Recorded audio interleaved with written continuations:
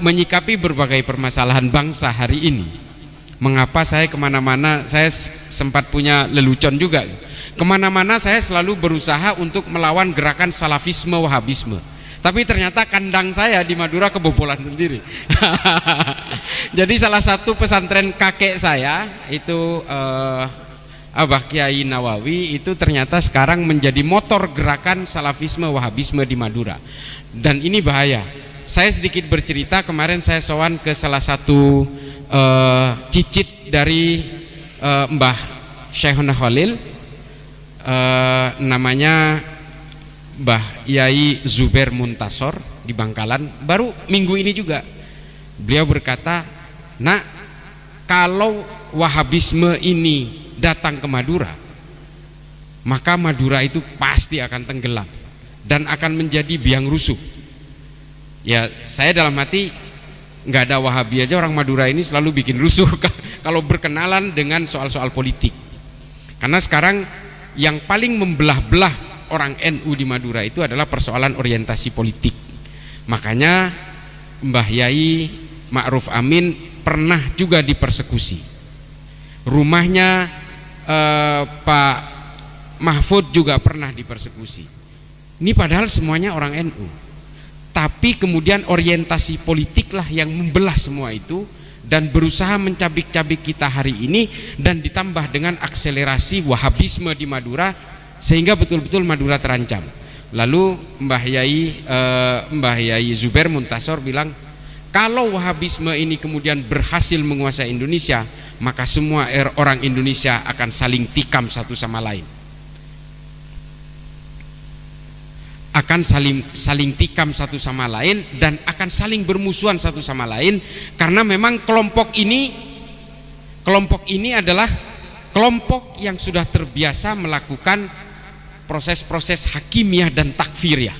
Saya akan buktikan secara historik bagaimana mereka ini kemudian terbentuk menjadi kelompok-kelompok penghakim kepada bukan hanya orang yang berbeda keimanan, tapi juga kepada orang-orang muslim sekalipun.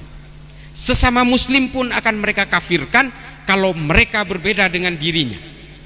Akar-akar pemikiran ini memang berawal dari pemikiran-pemikiran awal yang menurut Syekh Ahmad bin Hambal, pemikiran-pemikiran yang berusaha memisahkan orang karena perbedaan orientasi politik ini adalah berdasarkan pemikiran-pemikiran yang dibuat pada saat itu, yang disebut oleh Syekh Imam Ahmad bin Hambal disebut sebagai bid'ah.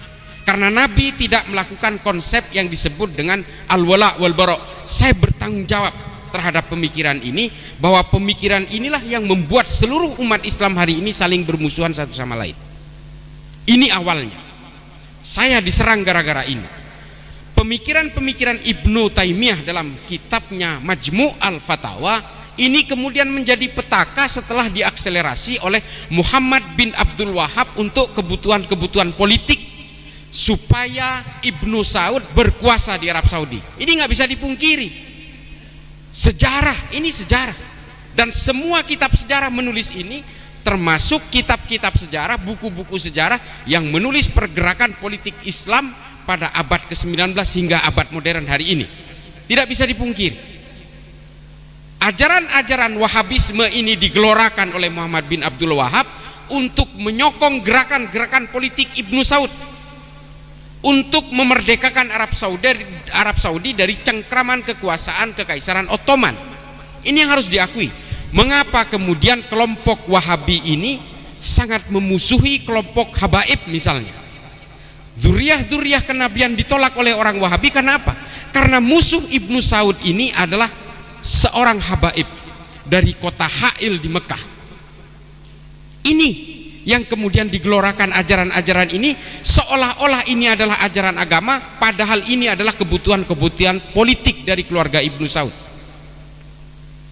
Ini yang terjadi. Makanya mereka itu anti sekali dan mengharamkan kita menghormati para dzurriyyah Kanjeng Nabi, karena pesaing politiknya yang bernama Ibnu Rasyidin dari kota Ha'il itu adalah Habaib yang kemudian mereka persekusi dan hingga akhirnya terusir hingga ke Yordania hari ini. Ini yang harus kita pahami. Ajaran-ajaran Wahabi ini semuanya berdasarkan kebutuhan-kebutuhan politik keluarga Ibnu Saud di Arab Saudi. Mengapa mereka mengharamkan demonstrasi dan unjuk rasa? Karena kerajaan Ibnu Saud sangat takut kepada gerakan-gerakan rakyat. Kenapa mereka mengharamkan musik? Karena dari musiklah kemudian kebangkitan-kebangkitan rakyat untuk melakukan perlawanan kepada keluarga kerajaan ini sangat besar potensinya. Dan mengapa mereka mengharamkan budaya-budaya lokal?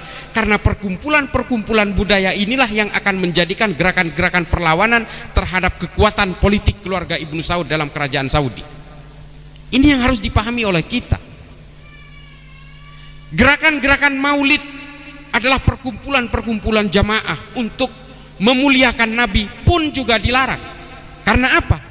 Karena dari perkumpulan-perkumpulan jamaah inilah ditakutkan oleh mereka akan menimbulkan menjadi gerakan-gerakan perlawanan terhadap kerajaan. Ini harus kita pahami. Dan kemudian mereka juga merusak semua situs-situs kenabian. Karena apa? Karena mereka ingin mematahkan penghasilan Kekaisaran Ottoman dari orang-orang yang mau umroh dan haji. Bapak Ibu sekalian, ini saya langsung ngegas nih. Saya langsung ngegas. Dulu kakek buyut kita kalau naik haji itu bayarnya kepada kekuasaan Kekaisaran Ottoman, Pak. Lalu kekuasaan Kekaisaran Ottoman nyewa kapal Belanda supaya mengangkut jemaah haji kita dari sini. Kakek saya masih mengalami itu. Kapal Belanda yang dipakai tapi yang bayar Kekaisaran Ottoman. Kita bayarnya itu lewat syekh-syekh di Mekah. Dulu saya ingat kakek saya bayar hajinya itu ke namanya Syekh Hasan Al-Indragiri. Sekarang sudah tidak ada, sudah jadi perluasan masjid. Tinggalnya di Gararah. Sekarang Gararah itu udah nggak ada. Masjid-masjid termasuk Sip Amir, dulu maktab saya itu di Gararah. Waktu saya naik haji tahun 97. Ini ada istri saya di belakang. Nah, ini sudah nggak ada. Sekarang jadi perluasan masjid. Nah, dari sinilah kemudian kita bisa pahami mengapa mereka merusak situs-situs Nabi, tempat Nabi dilahirkan, situs-situs Nabi ketika masa kecil. Ini semua dihancurkan supaya apa? Lobang-lobang tempat Kekaisaran Ottoman untuk mendatangkan jamaah ini supaya tertutup. Makanya mereka musnahkan, Pak. Untungnya makam Kanjeng Nabi di Madinah itu berhasil diselamatkan. Salah satu yang menyelamatkan itu adalah Syekh Nawawi Al-Bantani di Mekah. Ini yang harus kita apresiasi. Kalau tidak, makam Nabi pun akan mereka hancurkan. Tujuannya apa? Tujuannya politik, supaya jalur-jalur penghasilan Kekaisaran Ottoman dan jalur-jalur politik Kekaisaran Ottoman untuk menopang ekonomi Kekaisaran Ottoman ini supaya habis di Mekah. Dan supaya apa? Supaya mereka bisa menguasai kota Mekah. Ini sejarahnya saja. Kalau hari ini Saudi berubah, itu lain cerita. Tapi semua ajaran salafisme, wahabisme ini semua dibuat untuk menyokong konstruksi-konstruksi politik kerajaan Ibnu Saud di Arab Saudi. Lalu mereka melakukan perampasan-perampasan. Mereka menghalalkan ghanimah-ghanimah, termasuk merampok makamnya Sayyidina Ali di Najaf, di Madinah bagian timur. Di Arab Saudi bagian timur. Dia rampas semua harta-harta orang pengikut Sayyidina Ali yang kemudian kita kenal sebagai Syiah ini, dan momentum ini dikenal sebagai the sack of Karbala. Perampasan harta-harta di Karbala. Dirampas semua, diangkut untuk menjadi pembiayaan utama bagi kelompok-kelompok Ibnu Saud dalam menguasai Arab Saudi. Ini saya tidak membenci Ibnu Saud di sini, tapi saya hanya ingin membuktikan secara sejarah, secara historik, bahwa semua fatwa-fatwa dari ulama Saudi termasuk Abdullah bin Bas, Al-Utsaimin, Albani yang kemudian digelorakan oleh ustadz-ustadz Wahabi hari ini di Indonesia sebenarnya adalah gerakan-gerakan kebutuhan politik di Arab Saudi pada masa itu, sehingga kemudian Saudi menjadi Al-Mamlakah As-Saudiyah Al-Arabiyah seperti yang kita dengar hari ini. Dan mengapa mereka kemudian mengharamkan khilafah? Karena khilafah ini menjadi ancaman bagi kerajaan Saudi, Pak. Padahal kedua-duanya, kelompok pengusung khilafah dan kelompok Wahabi ini sama fahamnya, Wahabi semua. Ini harus kita pahami. Yang namanya yang namanya Ikhwanul Muslimin yang tumbuh di Mesir lewat Hasan Al-Banna, ini amaliyah dan ubudiyahnya sama. Mereka adalah orang-orang Wahabi juga, tapi tujuannya berbeda. Yang satu ingin menegakkan al-mamlakah, kerajaan, yang satu Ikhwanul Muslimin ingin menegakkan khilafah, sama semuanya. Hizbut Tahrir sama. Ini orang-orang Wahabi juga. Yang membedakan mereka, yang membedakan identifikasi perbedaan di antara mereka adalah tujuan politiknya. Kelompok Wahabi hanya ingin memapankan kekuasaan kerajaan Arab Saudi hari ini, sementara khilafah ingin menguasai Indonesia dan menjadikan khilafah sebagai sistem politik utama. Arus utama politiknya yang berbeda, ajarannya sama. Ini yang harus kita pahami. Lalu mengapa kalau memang kerajaan ini sebenarnya hanya ingin memperkuat kekuasaan politik Saudi, ideologinya harus kemudian dialirkan ke negara-negara Islam seperti Indonesia? Karena Saudi bagaimanapun, kerajaan Saudi bagaimanapun, kekuasaan politik kerajaan Saudi bagaimanapun, hidupnya dari negara-negara Islam, Pak. Karena mereka adalah pengelola dua kota suci. Kalau semua orang umat Islam di seluruh dunia sepakat misalnya bahwa pemerintahan kerajaan Arab Saudi harus diruntuhkan atas penguasaan dua kota suci Al-Haramain ini, selesai semua. Itulah mengapa Arab Saudi pada tahun 70 awal ketika dia punya uang lewat minyak, lewat oil booming itu, dia menggelontorkan uangnya untuk gerakan eksportasi Wahabisme internasional. Saya tantang orang Wahabi untuk membantah saya di sini. Lalu semua uang itu mengalir bersama gerakan Wahabisme ke seluruh dunia. Tapi kemudian ujungnya bercabang dua. Yang satu terpecah dalam gerakan khilafah, yang satu menjadi gerakan Wahabisme internasional. Banyak, Pak, para politisi di sini yang sudah terpapar ini dari sejak tahun 70-an awal. Jangan bantah ini. Semua ormas banyak yang terlibat dalam gerakan ini, yang kemudian digelontorkan bersama uangnya lewat yayasan-yayasan seperti Al-Haramain. Ada sekolah Lipia di sini yang dibentuk oleh pemerintah Arab Saudi, dan ini yang menjadi epicentrum regenerasi Wahabisme di Indonesia. Nggak bisa dipungkiri. Meskipun tidak semua keluaran Lipia ini menjadi Wahabi, tidak semua, tapi hampir semuanya menjadi ideolog teroris di Indonesia hari ini. Ini yang harus kita paham. Semuanya menjadi ideologi basis-basis kekerasan atas nama Islam di sini. Saya sebutkan satu. Aman Abdurrahman, ketua Jamaah Ansarud Daulah yang hari ini tervonis mati ada di Nusa Kambangan, lulusan Lipia. Banyak sekali. Bahrun Naim, banyak sekali. Habib Rizik Syihab, lulusan Lipia semua. Kalaupun dia tidak menjadi Wahabi, setidaknya dia menjadi frontal dan militansinya berlebih. Saya tidak ingin mempersekusi Habib Rizik sebagai dzurriyyah Nabi, tapi karena dia menggelorakan kekerasan dan mencaci maki orang lain, termasuk mencaci maki ulama-ulama NU, maka saya harus tolak. Sama seperti Densus yang menangkap hari ini. Sejak tahun 2000 Densus 88 menangkap 2000 orang teroris. Mengapa Densus menangkap ini? Banyak yang dituduh Densus ini hanya nangkap orang Islam. Kalau nangkap orang Islam jumlahnya ratusan juta, Pak, yang ditangkap. Tapi Densus menangkap orang ini bukan karena mereka Islam, tapi karena mereka masuk dalam jaringan terorisme. Kalau orang Islam yang seperti kita, yang biasa-biasa saja, yang moderat ini, nggak mungkin ditangkap, santai aja. Merokok,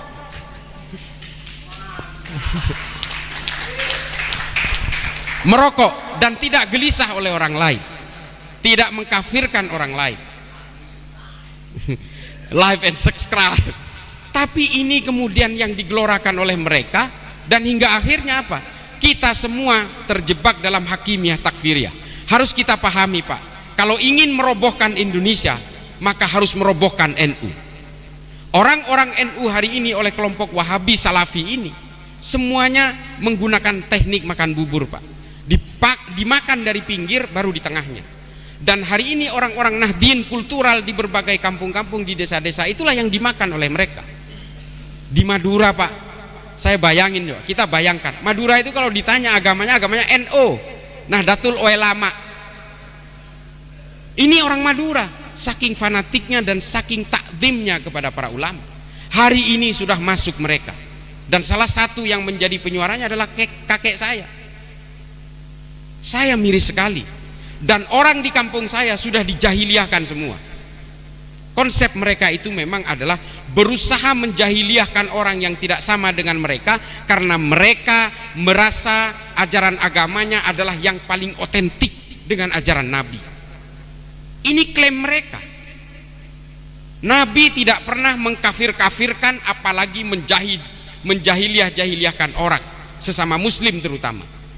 Makanya konsep al-wala wal bara ini berusaha membangun monoloyalitas kepada orang yang sama dan membangun permusuhan dengan orang yang berbeda, kemudian diakselerasi oleh Muhammad bin Abdul Wahab di Najd, yang kemudian menjadi glorifikasi pemisahan-pemisahan orang yang berbeda orientasi politik hari ini.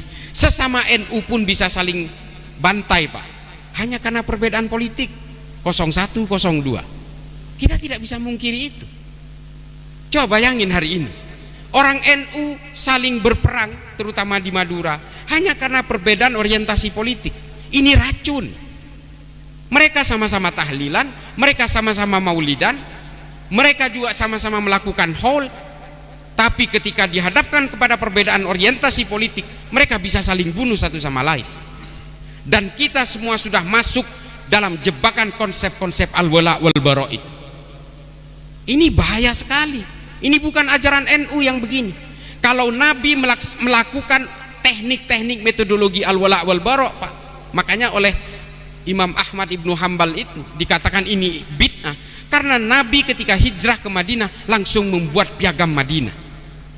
Karena Nabi ingin mengakui harkat dan martabat semua manusia tanpa melihat latar belakangnya.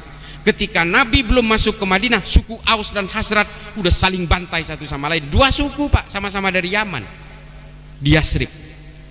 Orang Yahudi dan orang Kristen saling bunuh sebelum Nabi masuk.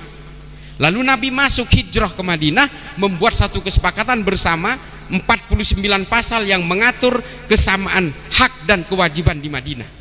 Kalau Nabi menggunakan metodologi al-wala wal bara, Nabi tidak akan menggunakan piagam Madinah ini sebagai alat pemersatu bangsa. Ini yang harus kita pahami. Nabi tidak mungkin merumuskan piagam Madinah supaya orang Madinah tidak berperang satu sama lain. Lalu kemudian ditunjuk suku Aus dan Khazraj ini yang sebelumnya dipimpin oleh Sa'ad ibnu Mu'ad, kemudian setelah Sa'ad ibnu Mu'ad meninggal, ditunjuklah Sa'ad bin Ubadah sebagai pemimpin dari penyatuan antara suku Aus dan Khazraj, yang kemudian menjadi pemimpin kaum Ansor di Madinah. Ini yang harus, sejarah-sejarah seperti ini yang mungkin mudah-mudahan sih udah para kiai, para santri sudah baca ini. Di Tarikh At-Tabari Al-Umamu Al-Muluk jelas semua runutannya, bahwa Nabi itu bukan penganut al-wala wal bara. Nabi tidak pernah mau membangun permusuhan dengan orang-orang yang berbeda, termasuk kepada orang sesama muslim sekalipun, apalagi kecuali diserang oleh orang-orang kafir Quraisy baru Nabi berperang. Dan karena Nabi dalam perang-perangnya ini tidak menganggap bahwa ini perang agama, ini adalah perang membela tanah air, makanya Nabi mengajak orang-orang dari Kristen, dari Yahudi untuk ikut berperang bersama Nabi. Saya sering cerita soal ini, bahwa salah satu korban perang Uhud itu adalah orang Yahudi, kiainya Yahudi yang bernama Mukhairik. Sampai para sahabat tuh bingung, ini Mukhairik ya Rasulullah, ini Mukhairik ini mau dimakamkan seperti apa, sementara dia ini seorang syuhada, tapi dia ini bukan Islam. Coba mau dimakamkan dengan cara apa coba? Dia melindungi Nabi dari panah-panah beracun, lalu semua anak panah itu menancap di badannya sehingga Nabi selamat. Ini kan, waduh, ini syuhada kelas berat ini. Bener kalau di Indonesia udah jadi sunan ini, tapi Yahudi. Sehingga akhirnya apa? Nabi menjawab, dikatakan oleh Nabi, serahkan Mukhairik ini kepada keluarganya, biarlah keluarganya memakamkan sesuai dengan keyakinannya. Urusan sorga dan neraka biarlah Allah yang menentukan. Ini juga menjadi premis saya yang dikatakan oleh Felix Xiao, yang mengatakan bahwa membela tanah air tidak ada dalilnya dalam agama. Ini dalilnya. Kalau Nabi itu menganggap semua perang, termasuk perang Taif, perang Khaybar dan sebagainya, ini adalah perang agama, Nabi tidak akan mewajibkan kepada orang Yahudi dan orang Nasrani untuk ikut serta. Ini perang membela tanah air. Karena apa? Kalau Madinah tumbang pada saat itu, sejarah Islam akan berkata lain. Maka kemudian inilah dalilnya, bahwa membela tanah air itu adalah bagian dari iman. Karena apa? Membela negara juga bagian dari membela agama. Inilah yang dikatakan oleh Syekhona Khalil bin Abdul Latif dalam beberapa turosnya, bahwa hubbul waton minal iman, dan kemudian diakselerasi oleh Mbah Hasyim Asy'ari bahwa membela negara itu adalah bagian dari iman. Ini semua runutan kronologis pembelaan tanah air itu dari sini. Mana ada al-wala wal bara di sini? Sehingga akhirnya apa? Mukhairik kemudian wafat, dimakamkan, semua hartanya kurang lebih 75% diserahkan kepada Nabi, karena ternyata Mukhairik mengeluarkan surat wasiat, serahkan kepada Nabi, 3/4 harta saya ini kepada Nabi, serahkan kepada beliau. Lalu oleh Nabi dibuat menjadi modal awal Baitul Mal pertama di Madinah. Baitul Mal itu dimodali oleh hartanya orang Yahudi. Apakah Nabi menolak? Tidak. Nabi menerima hartanya dia sebagai modal awal Baitul Mal untuk menyantuni janda-janda perang dan anak-anak yatim korban perang. Ini silahkan cari di kitab-kitab tarikh. Ini semua menulis kok soal ini. Ibnu Athir, Ibnu Katsir, Imam Suyuti, Ibnu Mas'udi, Tarikh At-Tabari, semua menulis. Kita hanya tinggal mengeksplor saja. Cuma kadang-kadang ya kita kan agak malas juga baca kitab sejarah itu, karena volumenya betul-betul tebal-tebal. Karena dulu kitab-kitab sejarah ini kalau mau beli itu ditimbang, semakin berat semakin mahal, karena memang tebal-tebal sekali. Nah, dari sinilah kemudian kita berpikir bahwa mengapa saya membawa ke arah ini. Hari ini orang-orang Salafi Wahabi selalu mengaku sebagai ajaran yang paling otentik dengan Nabi. Kalau memang paling otentik dengan Nabi, seharusnya mereka tidak suka menghakimi orang lain, tidak sibuk menghitung dosa orang lain, apalagi mengkafir-kafirkan orang lain. Karena Nabi sangat moderat pada zamannya. Tolong dicatat, Nabi ini adalah sosok yang paling moderat pada zamannya, pada abad ke-7 Masehi. Sangat moderat. Nabi sangat menghargai. Banyak kisah-kisah dari Nabi menyantuni pengemis, orang Yahudi yang selalu memaki-maki beliau di pasar Madinah. Kacang digerus, disuapkan oleh Nabi. Pengemis buta, orang Yahudi, selalu memaki Nabi, tapi sama Nabi setiap pagi disuapi. Coba, apakah keimanan ini menjadi penghalang bagi Nabi untuk melakukan aksi-aksi kemanusiaan? Tidak. Selain dia bukan orang Islam, memaki-maki pula, masih disantuni oleh Nabi dengan menyuapi dengan makanan setiap pagi. Ini loh Nabi kita ini.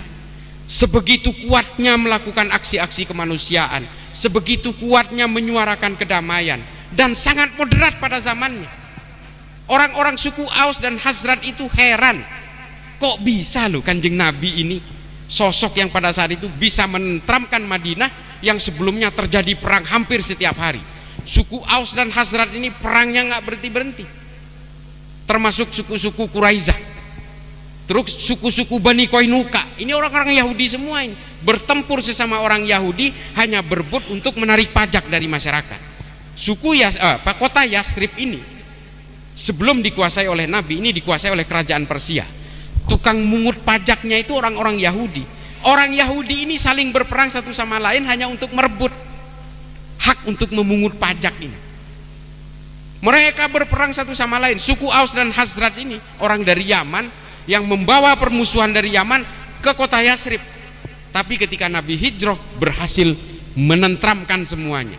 Yang Kristen, yang Yahudi, yang suku-suku, berhasil tentram semuanya dan menjadi bersatu padu. Suku pendatang itu masuk ke kaum Muhajirin, dan suku pribumi masuk ke dalam kaum Ansor. Pemimpinnya namanya Sa'ad bin Ubadah. Setelah Nabi wafat, persoalan muncul lagi. Jadi kalau ingin membuktikan bahwa Nabi itu moderat pada zamannya, inilah Nabi. Mengapa kemudian Nabi setelah wafat, orang-orang Madinah berantem lagi? Jangankan suku Aus dan Khazraj, kaum Muhajirin dan kaum Ansor pun mau berperang. Karena apa? Karena politik, Pak. Begitu, Kiai. Mohon izin kalau ada yang salah tolong dikoreksi, Kiai. Ini kan sok pinter aja. Kaum Muhajirin dan kaum Ansor saling berhadapan, sudah mau saling tebas. Sa'ad bin Ubadah dan Sayyidina Umar sudah mau saling tebas dengan pedang. Gara-gara apa? Politik. Setelah Nabi wafat, jenazahnya belum dimakamkan, mereka sudah mau berperang. Lalu kemudian gerakan-gerakan anti moderasi ini mulai muncul di situ karena apa? Diracuni oleh ambisi-ambisi politik. Sa'ad bin Ubadah mau saling tusuk dengan Sayyidina Umar, hingga akhirnya keputusan ulama, keputusan para sahabat pada zaman itu memutuskan, udah ambil jalan tengah aja deh, Sayyidina Abu Bakar dijadikan pemimpin. Ini betul-betul diambil garis tengah. Udah, daripada milih Sa'ad nanti Umar marah, Umar dipilih, Sa'ad marah. Sa'ad bilang, saya ini pribumi di sini dari suku Hazrat. Kata Sayyidina Umar, nggak bisa, saya dari suku Quraisy sama dengan Nabi, saya berhak juga jadi pemimpin. Akhirnya diambil jalan tengah, Sayyidina Abu Bakar. Tapi apakah itu selesai? Tidak. Sa'ad bin Ubadah kemudian pergi dari Madinah karena tidak mau mengakui kepemimpinan Sayyidina Abu Bakar. Dia pindah ke Suriah. Di Suriah 3 tahun kemudian dibunuh oleh 2 panah beracun. Dalam kitab sejarah lain disebut satu menancap di dahinya, satu di dadanya. Dalam Tarikh At-Tabari Al-Umam Al-Muluk disebut menancap dua-duanya di dada ketika sedang buang air kecil.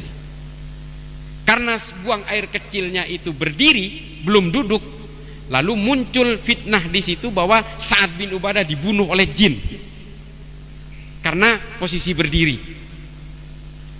Karena di dalam etik dan moral Islam, berdiri itu tidak boleh. Pada saat itu punya keyakinan seperti itu, sehingga dikatakan ini dibunuh oleh jin, padahal tidak. Dibunuh oleh kekuatan-kekuatan politik di Madinah yang tidak terima Sa'ad bin Ubadah selalu mempengaruhi orang-orang Ansor untuk melawan kepada Sayyidina Abu Bakar, sehingga akhirnya dibunuh di bawah satu konspirasi besar. Ini Ibnu Mas'udi yang nulis. Ibnu Mas'udi ini ahli sejarah pada abad ke-15, sehingga dia lebih renik menulis tentang orientasi kajian-kajian politiknya. Nah, lalu kemudian terus proses pengkafiran ini terjadi, termasuk dalam pembunuhan Sayyidina Utsman oleh sesama orang Islam. Pembunuhan Sayyidina Ali juga terjadi karena pengkafiran satu sama lain oleh sesama orang Islam. Perang Nahrawan, perang Hurrah, perang Zab, perang Jamal, perang Siffin, ini perang sesama orang Islam ini. Dan ini dilakukan oleh Muhammad bin Abdul Wahab untuk memerangi Ibnu Rashidin dari Ha'il.